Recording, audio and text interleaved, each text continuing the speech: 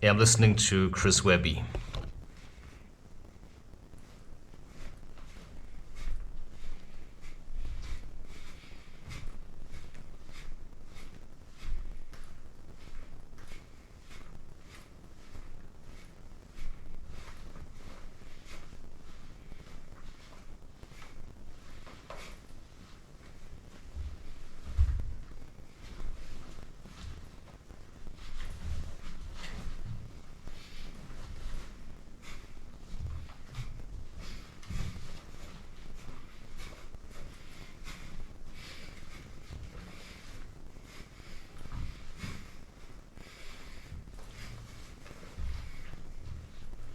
Bad day.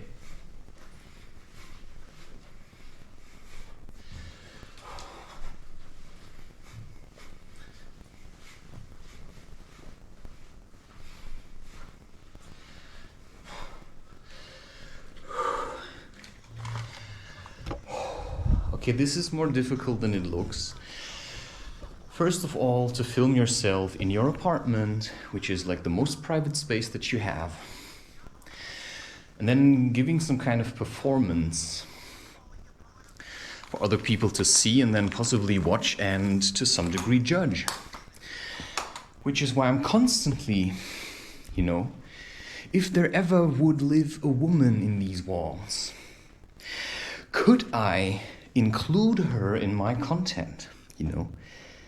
That's a very good question. Because what we have to understand is that we are living in a society that's full of jealousy and stuff. So you have to ask yourself questions. If I show my apartment and people may think, oh wow,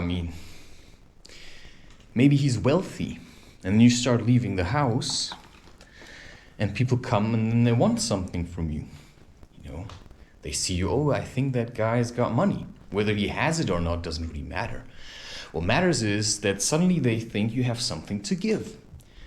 And then you have to set very firm boundaries for yourself, because this is a very vulnerable position.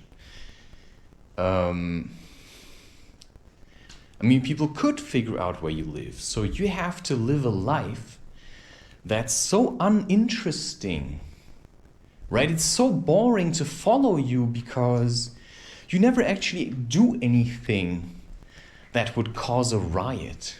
You lay low, certainly for some time, and you just do your work. You're just busy.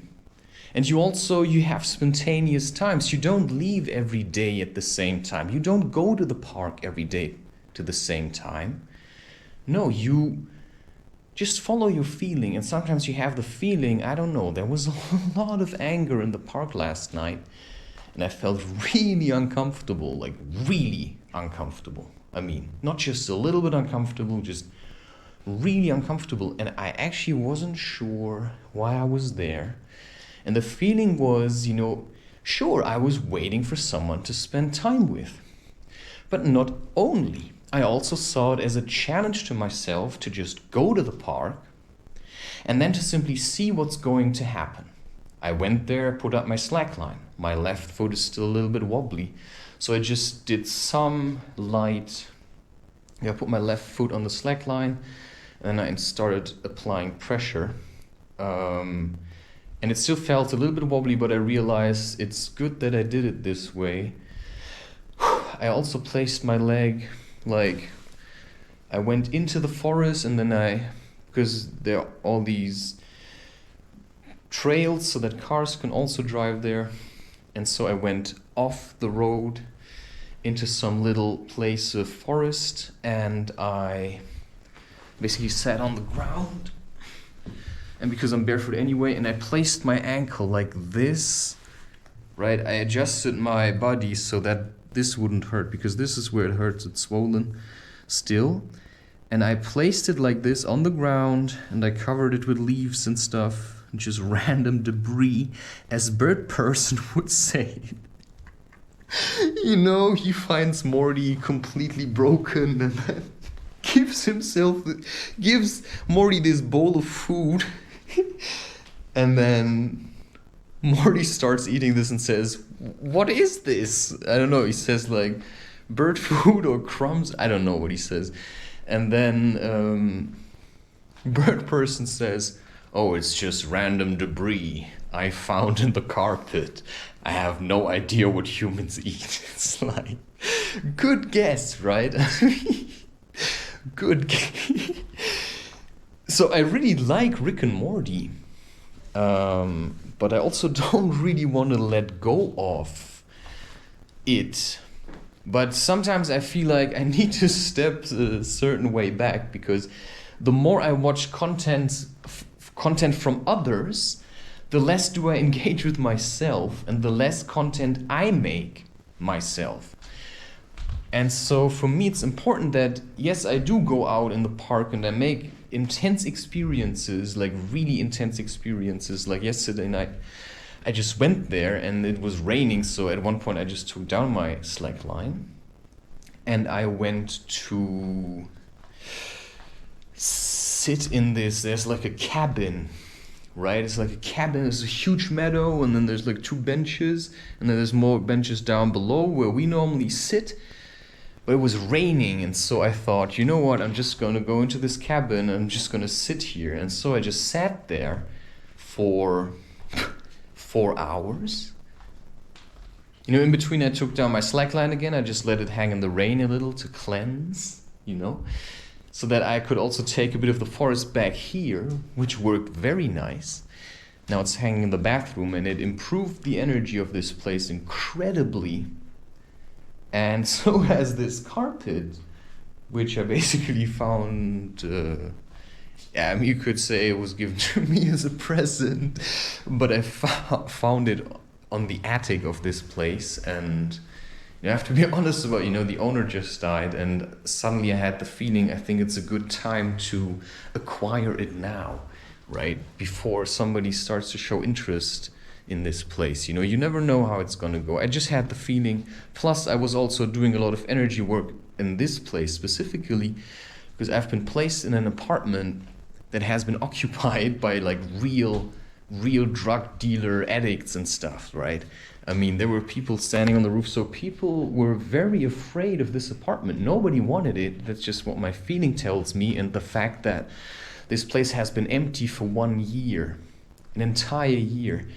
So, and now suddenly I move in and people aren't quite sure, wait, is this guy a lunatic? Because the background is very similar, often young men that were brought here by their fathers. And now I'm the only one, I think, that manages to actually have a really nice and stable place. This is one of the works that you can do as a spiritual trainee, which I would still consider myself because I'm learning every day. But if you've learned certain lessons, you don't really ask many questions anymore, and it's exactly like that movie. I'm not sure if that movie is so great. It's called anywhere, everywhere, anywhere, all the time or something. Everywhere, anywhere.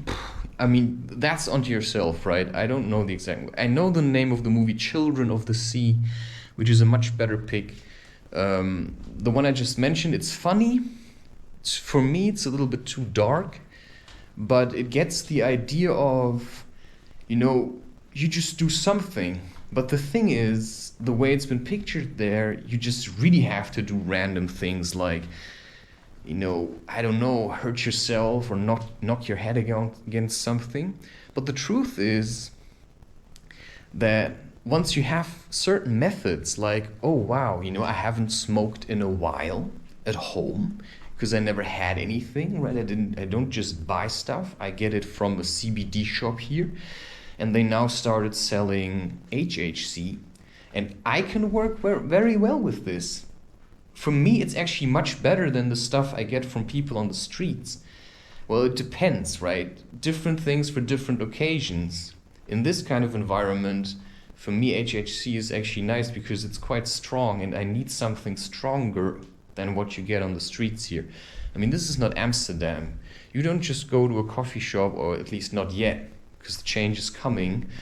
And I'm well aware of the fact that I will also start growing my own plants at some point. I have already seeds. I'm just waiting for next year. Yeah, I mean, I'm very happy with this place. And, I moved in here and I am aware of the flow of energy. I know what kind of, or I feel, right? I feel what kind of energy work is needed in a place like this. So completely automatically, I moved in here and I started, and one of the first I first had to get used to the place. I was having the shivers the first night. I basically had no furniture and nothing. And then I started carrying stuff with the cart that I had to pull. Carried that here, most of the stuff. Later on, I accepted help from my father. And the rest was just delivered by car. I had the feeling I had done enough. I'm proving how strong I can be. And it did give me strength, but when I, first needed the strength to only just pull the stuff, I did nothing else. And once I started working in here, which is something I did immediately, I just kept working, producing content. And this is what allowed me to be so far in the future with these recordings, which is why you're only hearing this in May 2024, while today is the 30th of September. And I really have to overstretch my boundaries to be able to produce this much art and to keep giving what I have on the inside. Because if I only feed the people where I live, I'm not going to reach very many people without a really great effort. So my priority is really maintaining a constant flow of YouTube videos, like every day a video. But to ensure that this will keep going, I have to work really far into the future, because I don't know what my life's going to have in store for me. So you can only plan into a certain, you cannot plan everything. You can project certain possibilities into the future, and you can learn to align yourself and your actions, okay,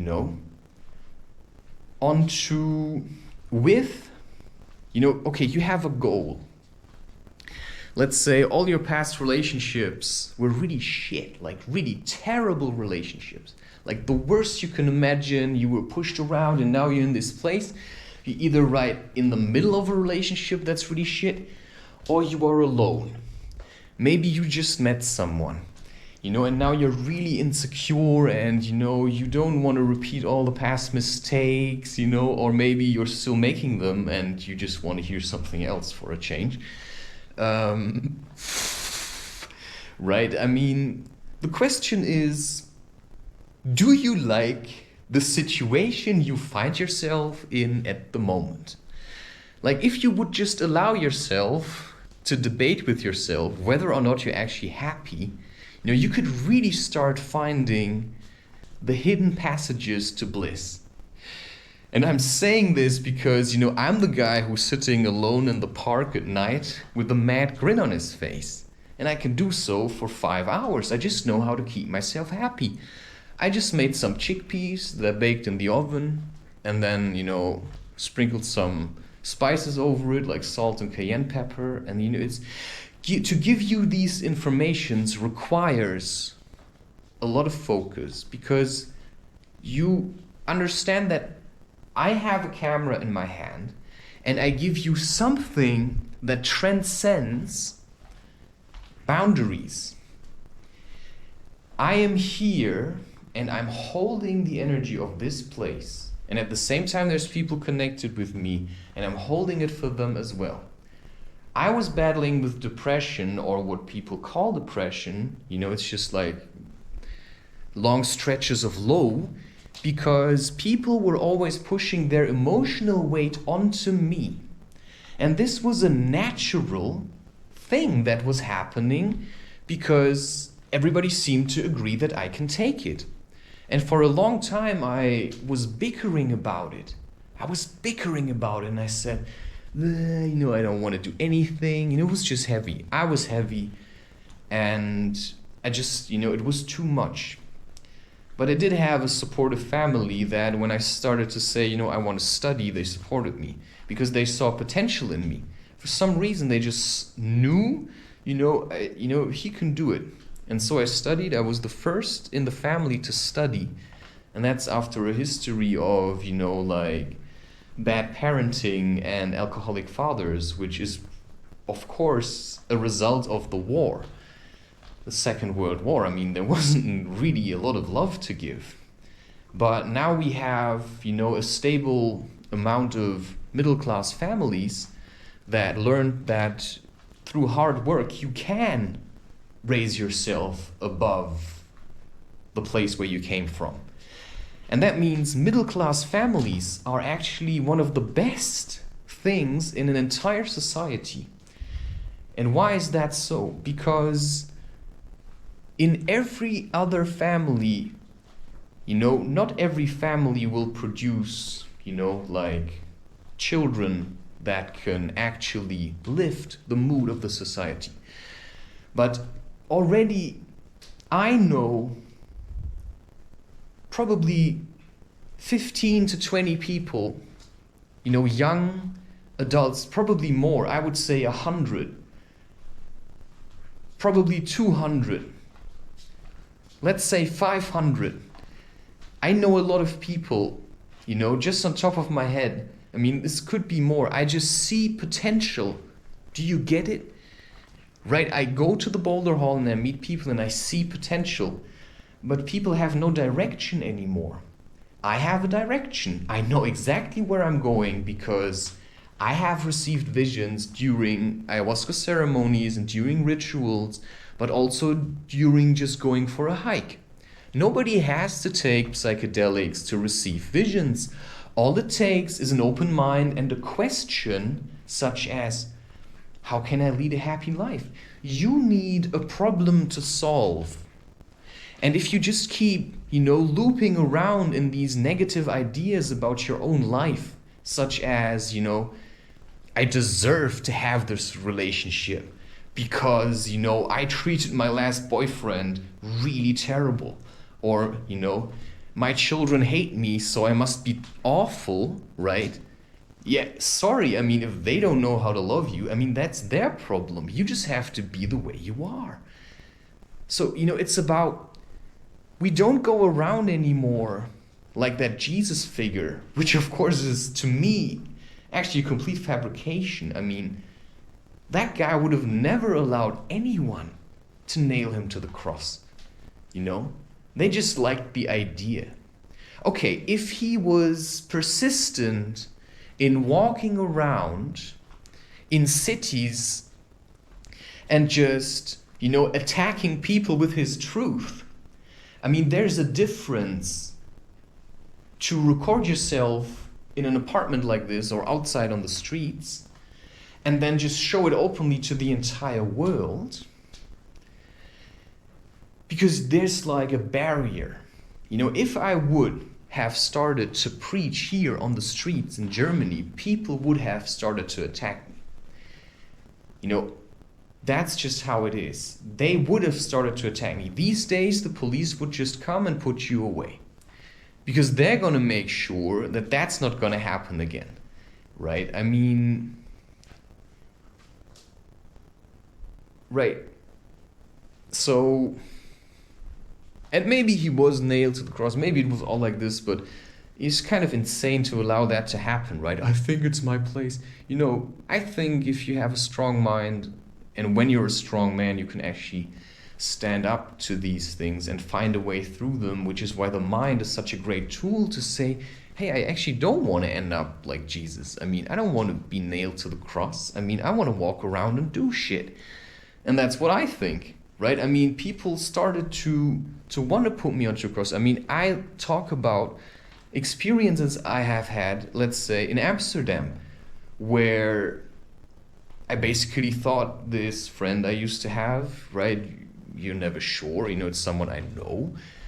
But, you know, there are uncertainties now, of course. How honest are you really with our friendship? Because I already reached out once, mate. Like, can you extend your hand again? You know? It's like, why do I always have to be the one to run after everyone? You know, that is what I think.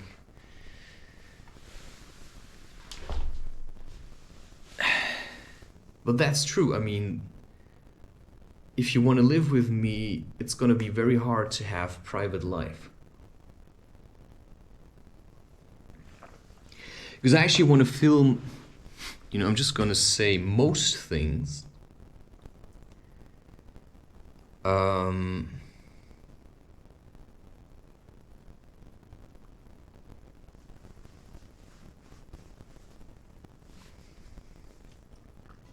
Sometimes I'm not sure if people think I stink.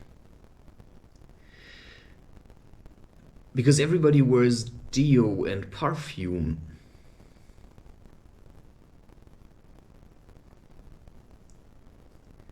But I really think people often just think they stink. I mean, everybody has a natural smell. And I'm not sure where these thoughts are coming from. I think I sometimes hear people's thoughts that aren't mine. And that's why if you identify with thoughts, this is basically a mantra that other beings in your vicinity are basically repeating in their heads. You know, like, I stink, I'm ugly. You know, you can just start changing these things. And while at first it will probably hurt a lot to have, you know, to hear thoughts like, I want to kill myself, you know, I hate myself, you know, or you have these images of, you know, hammers and heads. Or I used to have images while I was eating, like a butt above my head taking a shit. And it's true, of course. The more you eat, the more you have to defecate.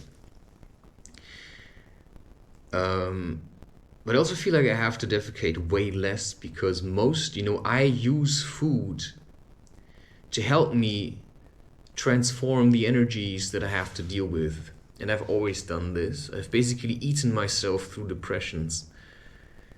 But because I channeled it into something, either movement, right? If I had a depression, I would eat a lot. And then I was, you know, full enough to forget that I felt empty. And then I started to go into nature again. I just learned to use less, which is why, but I also learned to appreciate tobacco more. I actually cannot imagine smoking without tobacco anymore. It's missing something. It's definitely harder to manage, but it keeps me more balanced, which is why, you know, it activates your shadow, and cannabis activates more the light. And if you take them together, you know, you're somewhere in the middle.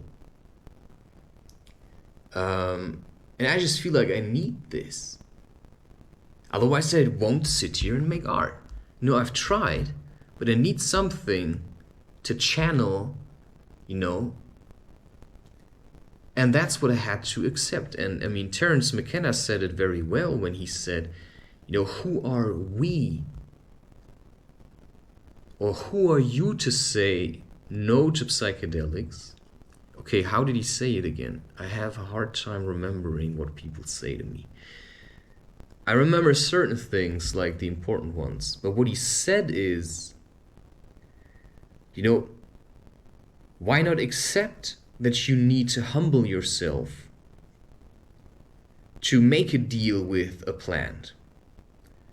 Because you realize it actually can help me if I use it in the right way. Which is why I don't go to the city very much.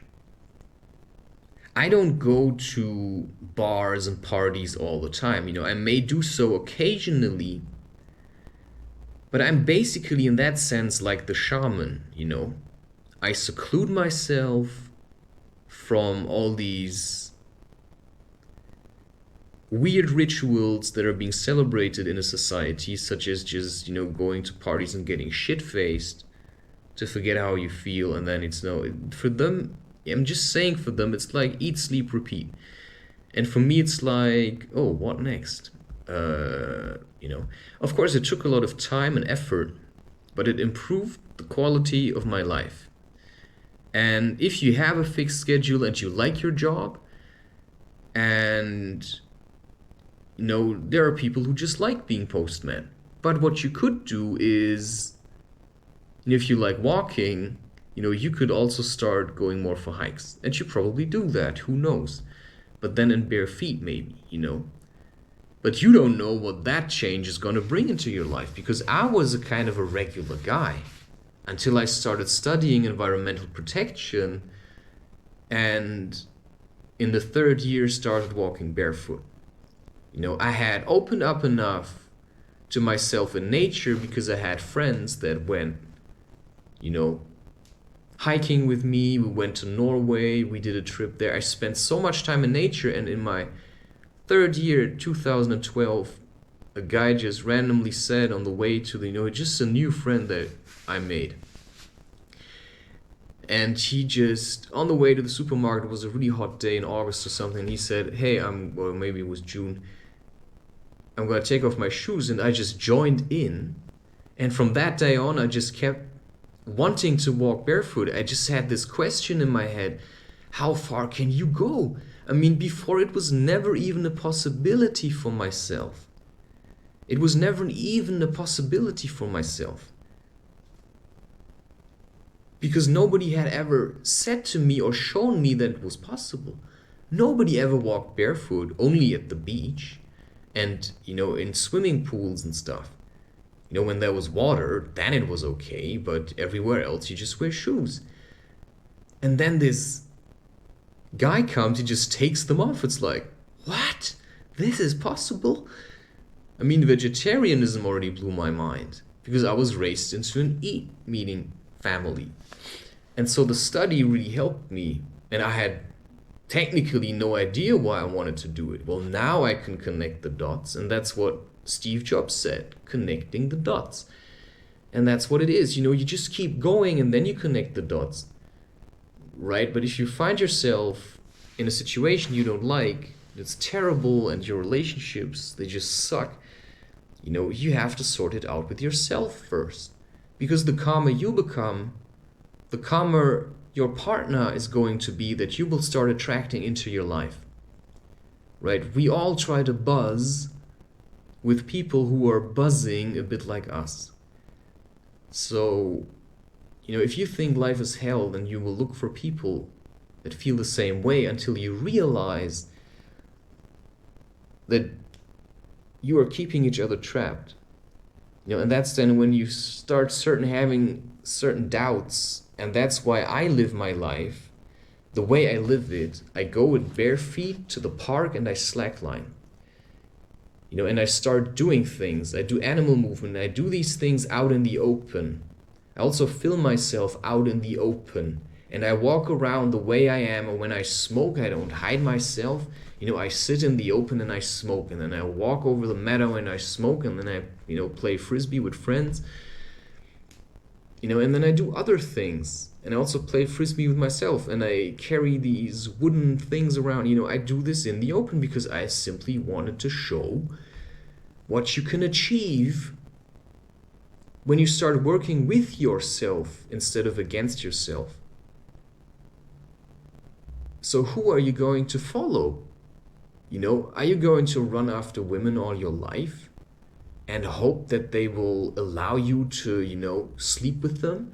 Or are you going to invest everything you have into yourself and your well-being first?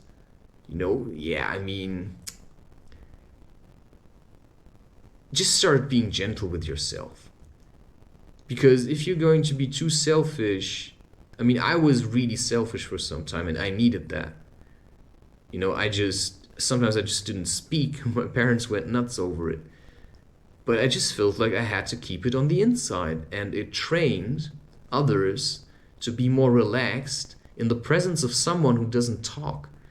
Because if you talk all the time because you feel insecure, it's just annoying. And the reactions I get from people when I'm just silent are, intense. You just have to be able to deal with that. There could be screaming involved if you don't talk anymore. You don't know that. Anyway, depending on how close you want to go, it doesn't really matter. Just figure out what works for you and what doesn't. You have to observe yourself. If you realize smoking is not for me, then drop it. Because you have to be able to deal with the shadow.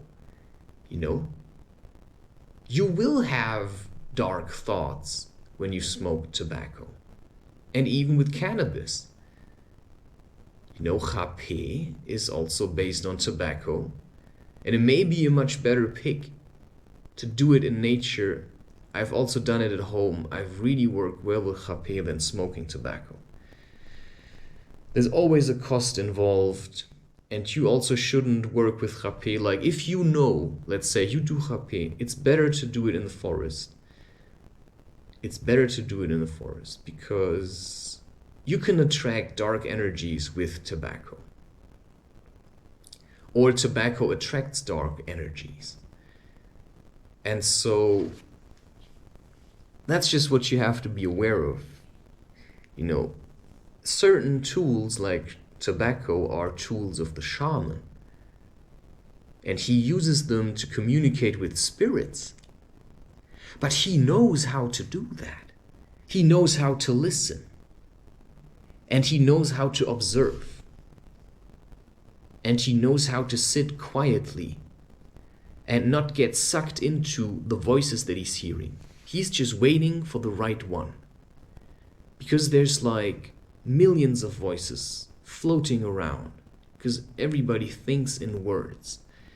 And because we think in words, our communicative patterns are really blocked, right? So singing is a much better way, but you can also learn to talk more fluidly. But if you really want to talk, then you should just train talking and explain to yourself what you want to know. And you can record this with a microphone. The problem with YouTube is that you feel really pretty, right? It's like, Christopher, yeah. You know what I mean? You can like walk around and, oh wow, only see yourself in this, I've got a six-pack. There are people that are like this. You meet people that go to train in parks, and then they take off their shirt and they're like having sex with themselves. That's like self-directed focus. When I go to the park to train, which I actually stopped doing but may start again, I don't know, I do it completely different. I focus on my environment and see myself as a contributor to the scene. You know, I am aware that there is egocentrism, and I am egocentric if it comes to my own needs. But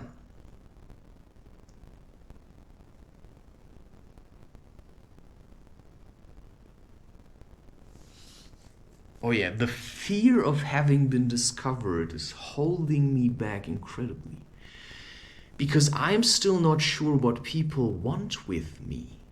You see, I had this situation in the city where people punched me in the face. And then I did again go to the city the next evening at 2 in the morning, and I attracted them towards me. Now they seem to have discovered something in me, like people act weird around me sometimes, like they're passing messages towards each other through spirit. I mean, we just have to consider that these things are real. Telepathy works. And a lot of people have no idea that telepathy works, so they keep sending out thoughts, like negative thoughts towards other people, like, you know, something happened between you in the past and you keep focusing on, I hate you, I want you to suffer, I hate you, I hate you. You know, you just keep jabbing that knife in from a distance. And you can actually make people sick. Like, if you piss off enough people, they may actually want you dead. And I have encountered this. Because if I sit in the room, you know, people start projecting their hatred onto me. And I then have to learn to transform it into something else. So if I stay too long, you know, people are getting really riled up because I'm raising the energy level. You know, I sit there, if you come close to me, you know, there are some people who feel nauseous. There are people who start vomiting in my presence. And that's just a fact. And so I have to learn to feel how dark energy, I'm just going to call it like this. I basically, because I'm quite lightful, or I make sure I stay in the light. So if I go into shadow places or meet with people that are deep in the shadows, because they are often unaware of what these substances are doing to them, or their spirit for some reason became weak, and because of the emotional weight you carry in your life, right, it can like be too much. And maybe you just use these substances to keep you alive. That's also a possibility. But at one point you probably need a friend, you know, a real person. I need it. Also, people. Because if I'm only alone, I forget how it is to be in the presence of others, which are my perfect mirrors. So only when I spend time with people, I actually realize how good I'm feeling in comparison to others. And that's why I also give myself to people, but there's a certain degree to which I can give myself to you. And if I give myself to people who are really angry and believe in violence, if I give myself to these people, then I will start having fist fights. And then I will join MMA and I will be like a punching bag. But I'm not. And this is what it means to, you know, probably finally see who you are. You know, I'm tough and I'm strong, but I'm avoiding fights. I just don't want to be involved with people who want to punch each other, or who give me the feeling we're gonna punch you because they think they're the craziest guy in the room. So sometimes I'm asking myself if I should let it come to it, so that people know I'm not a pussy, because every time I run away. But then I think maybe I just want to be a pussy. You know, I want to be child friendly. And so why would I walk with my children through the city center of Johannesburg? Because the only people, you know, it's like I would just take them and just dive right into the Amazon rainforest and just say, yeah, we're gonna push through it as a family.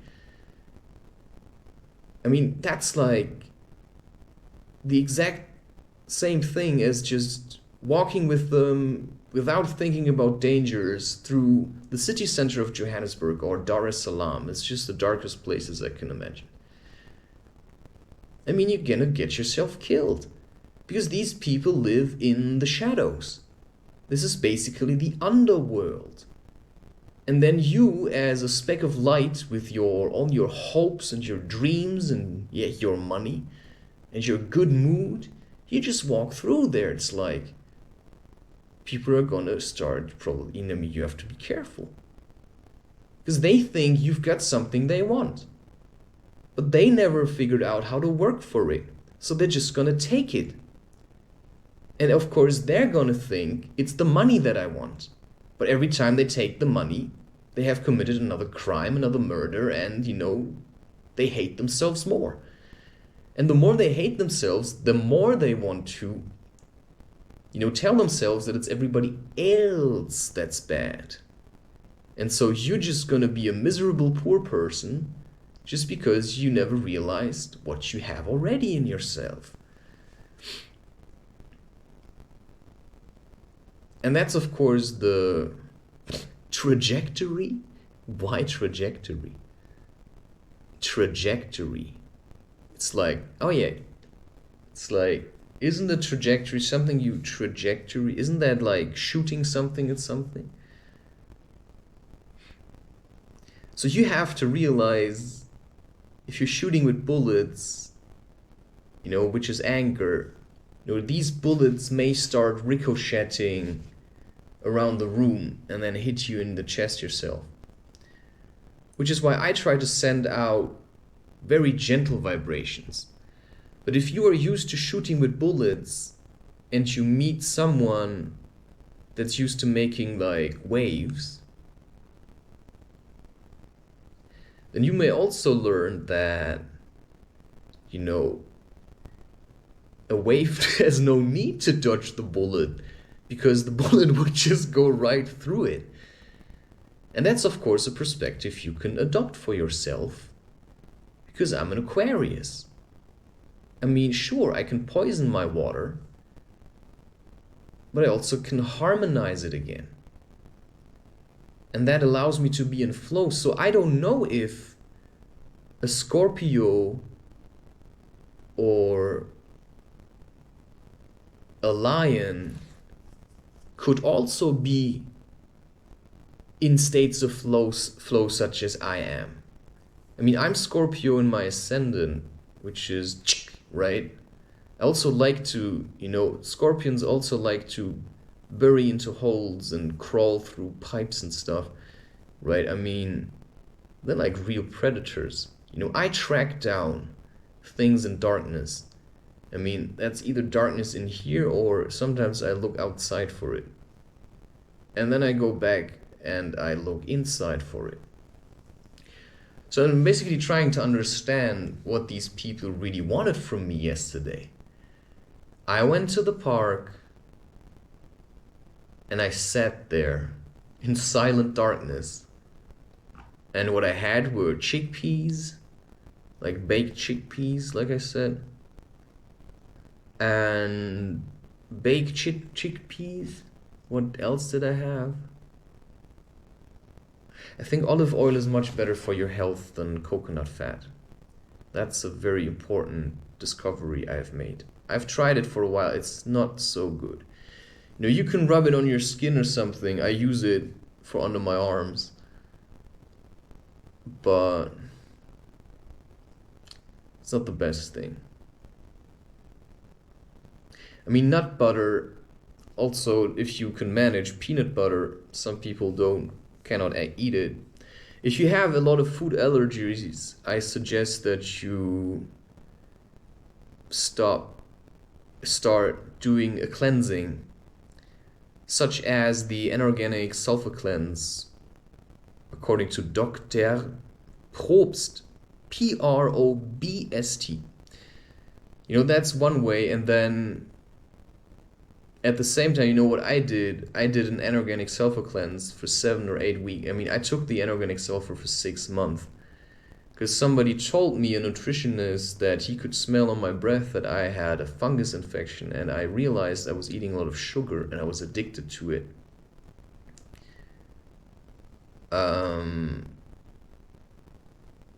And people would grow beards again and thicker hair if they started to reduce their sugar intake, because the mushroom is actually growing through your entire body, and I can sometimes feel it. And so I am really trying to change my diet, eat less sugar, but it certainly is a challenge. I have reduced it considerably. I mean, I was the guy who would just eat an entire pack of cookies, and now I switched to chickpeas and lentils and stuff, but it's still a challenge. It's still a challenge, and I like it that way. You just have to accept the challenge in everything. You know, I'm going to accept the challenge soon to crochet my hat. I really want to do that again. I need an awesome autumn hat. No, I didn't want to do this recording, but I really realized I need some time to process what happened. So what happened, I was in that shack, you know, which is open on, you know, half of the sides, and the back is like, and there's a roof and there's like pillars, and the back is wooden. It's certainly airy, but it protects you from the rain and most of the wind. So I was sitting there and it was getting dark, and at some point, you know, somebody came, you know, they were shining with a torch from their phone, and I was sitting there, I was listening to music, and often people come and they're quite aggressive because they carry a lot of hate, and they're looking for an outlet, right? Because they don't know how to go hiking barefoot and to just release all that energy into art, right? I mean, they don't know. So they smoke cannabis and tobacco, and they feel angry and they feel really powerful. But they actually have no strength, right? But they may have a knife. And I've met these people, right? And I realized, oh wow, I mean, just my presence is enough to get them to want to harm me, because I'm actually a threat to their self-image, which is, I mean, that guy is pure light. I mean, I know that I am, so I learned to mask myself a little. And that's what cloud shamans do. So I use smoking to become a bit like cloud, like vapor, so you can't grasp me. So I constantly, basically, I expand my boundaries and I reach more people. And just when they start to form an opinion about me, you know, I just dissolve myself into art. So that next time we meet, you know, it's open book. You know, I'm not going to hold on to your anger. And next time we meet, you're going to see it. Because sometimes people are really weird. I mean, I then don't know if I'm being paranoid. I don't know if I'm being paranoid then, or if it's really genuine that I leave. Because these kids were giving me vibes like, you better leave, or we're going to have to attack. Because this seems to be their selling point at night. And I'm not sure if I like that. Or maybe they just wanted to fight. Or maybe they thought this guy is really nice. Right? I wasn't quite sure, because it's sometimes weird to understand how other people communicate. And some people communicate really aggressive, and I can stand it for some time, but maybe some people, you know, some people, they are fighters, and they think, I think this guy has spunk. You know, I just want to see how strong he really is. So there are people that were trying to break me, but they never managed. So I think I have to stop seeing myself as the, you know, Mr. Glass from Unbreakable with Tom, that guy, Bruce Willis. And there was a monkey in Africa, he had a bruise. So I named him Bruce Willis. It was super nice. He came quite close. I had something similar now with the squirrel. But you certainly have to work with your fear. I mean, there's a point to it that squirrels are kind of mad. I mean, if a squirrel would sit on your shoulder and you would look at it, I think I would just have to start laughing. Because it's like, what the fuck is going on in your mind? And in comics, you know, squirrels are often depicted as mad, and I absolutely get it. I mean, I absolutely get this. Squirrels are raving mad. Oh, not, you know, Scratch from Ice Age. But maybe they're actually not. They just seem mad. But if you get used to their movements, they're actually quite playful. You know, I think they're like the inner child. I want to have a rabbit. But I'm just a little bit afraid that I would overshower it with my love. I think I would really like to have a rabbit. Because it's also something that would keep me at home. But then the question is, would I want... I mean, if you have friends, you could ask them, could you take care of my rabbit for some time? And then you could share the love.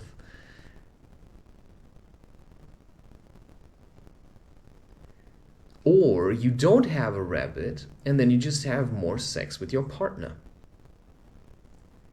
Because if you have dogs and rabbits and animals, then you're going to spend less time with each other. I mean, if you want to live on a farm, that's fine.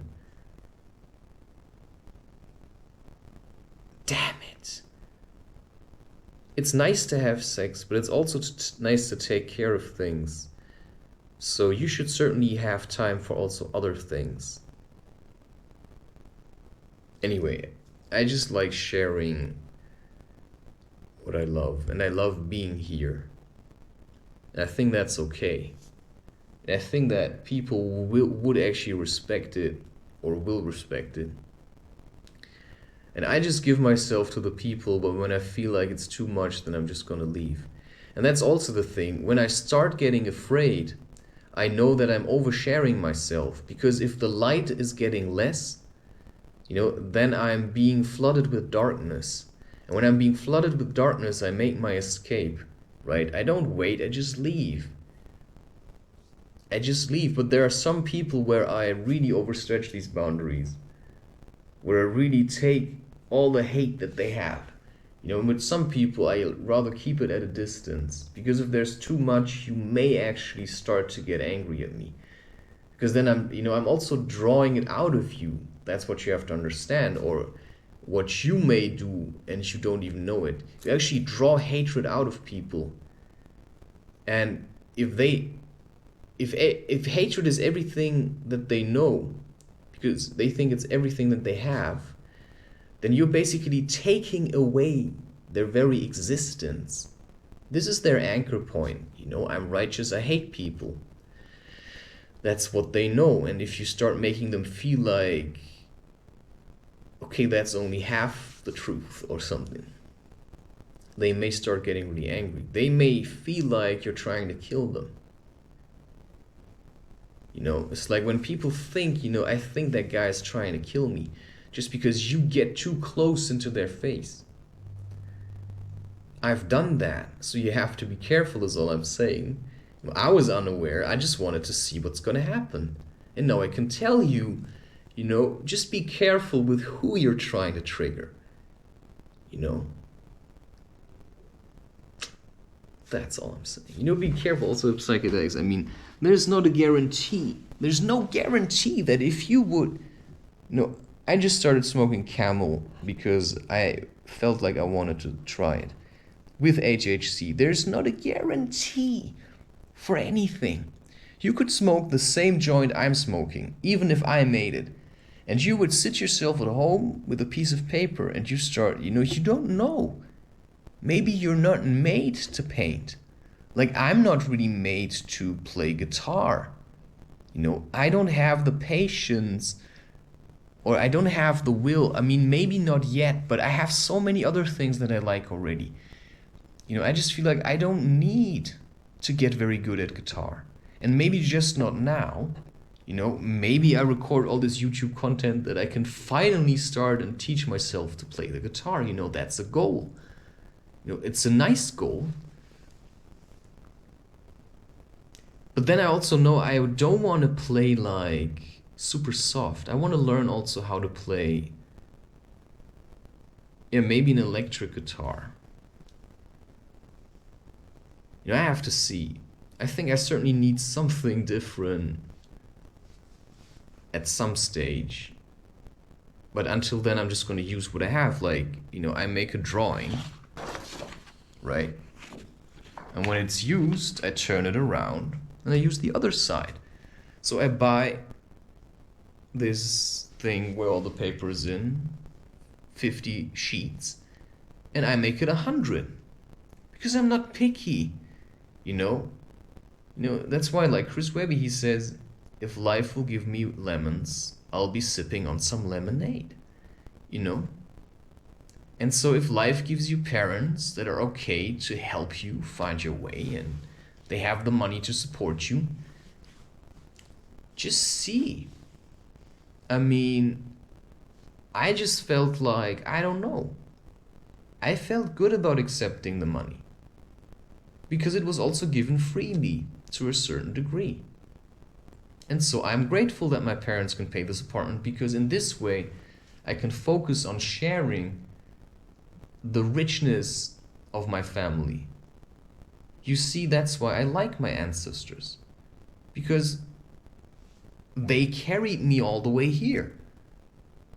I mean, even if I never met my grandfathers, I'm still here because they were there for some time. And so, you know, whatever Second World War, Hitler, I mean, to some degree, Hitler is involved in my birth. So, you know, what's bad, what's good, it's all relative. And I just keep picking on Einstein's E equals mc squared, right? Because it's just like, yeah, it's duality, right? Left, right, you know, it's all relative. And I wrote, you could have just said it like that. I mean, you could have just said it like that. I mean, I don't want to glorify what I do too much. But let's just take this, what I just wrote, right? I mean, these are realizations I've had in my life, and you can project them onto everything else. It says, let's play frisbee less brute. No, first it says, I love you, man. And then, you gay? Fuck off. Let's play frisbee less brute.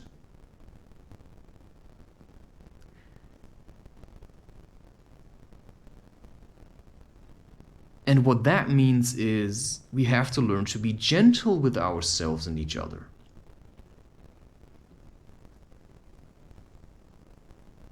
Right.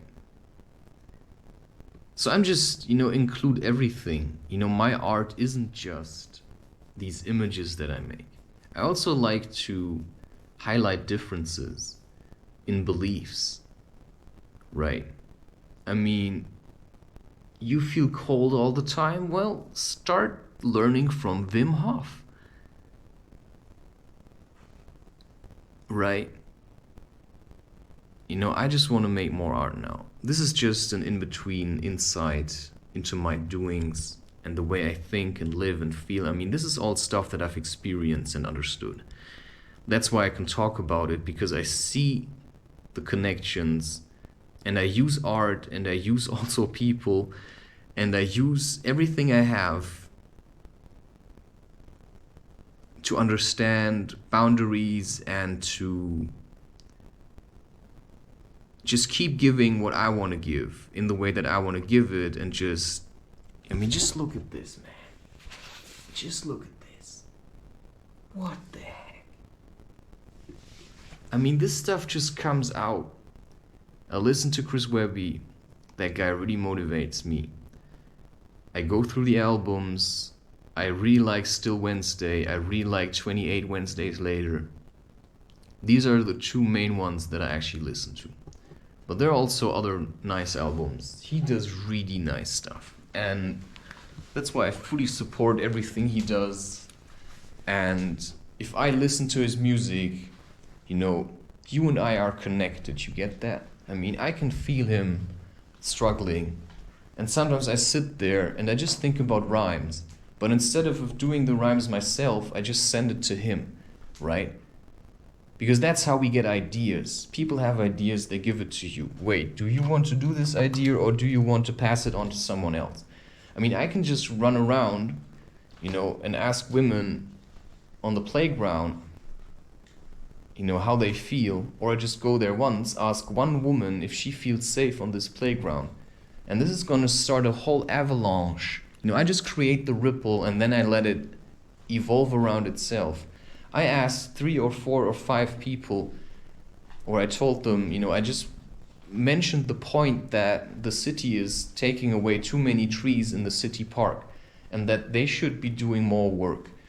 And I just allow them, because now they've heard it once and because I say it from a completely different place than everybody else, and I also maintain my position, you know, I just ask one woman on a playground, how do you feel about the city? And suddenly she feels the fear that she's been feeling all the time. And then she starts projecting it onto me. But now suddenly the fear is real. Because somebody mentions it. And then she goes and speaks to other mothers. And these mothers talk to other mothers. And then fathers get involved. And then, you know, the mayor hears about it. And suddenly things start to change. You know. And at the same time, you can, of course, also do it the other way. You can just tell people how awesome the place is that you live in. I mean, I always actually highlight how much I appreciate the place that I'm living in. Because, you know, we have nature just around the corner. I mean, this is, you know, we're like 400 meters, you know, above sea level, if that means anything. You know, we get a lot of rain, but we also started to have really nice summers now. Like long days, you know, it's like everything's changed. Nature is waking up in a way, in a certain way. And so, of course, there's going to be less ice. You know, consciousness, we're getting out of the cold years. It has to be like this. There is, to me, no climate change, and this is an opinion I am allowed to have. Certainly because I studied environmental protection, and I was introduced to the ideas I have also by professors at the Songok Fjordanya University College who certainly maintained an open eye to the possibility that it's not actually carbon dioxide that's forcing the climate to change. Because they had access in the beginning to the raw data that the IPCC used to hammer together this graph. And what they realized was that, you know, the hockey stick is the graph that led to all this carbon dioxide discussion stuff, which is a complete distraction from the deforestation of the forests. So in order to keep that going, they just had to create this kind of distraction, so it's a distortion of the truth.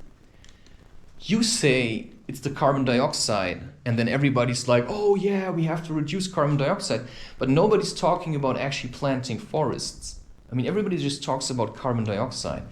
And that's a complete marketing strategy. And the way they build the graph is, you know, let's say you want to know what the climate was like in, you know, 10,000 years ago, okay?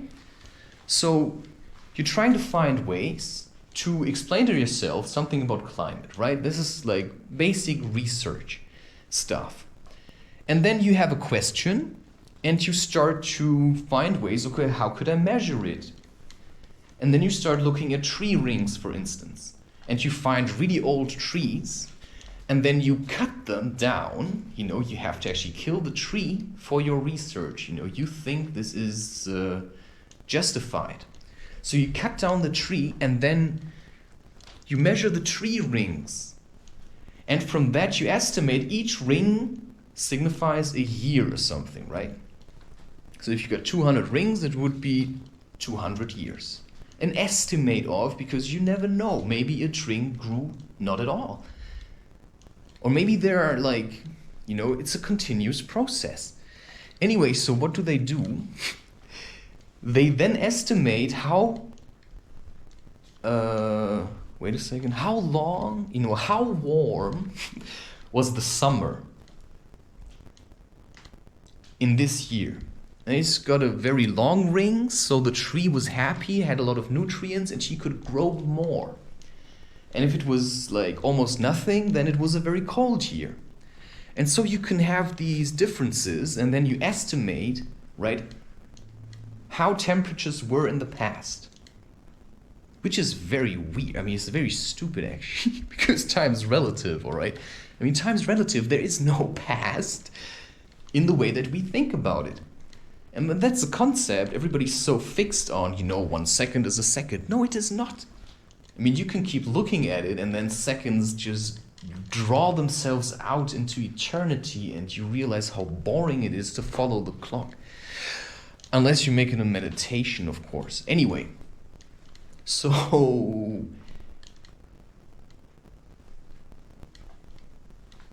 then you can also, of course, measure temperatures, I think, through ice cores or sediment cores from fjords, because of the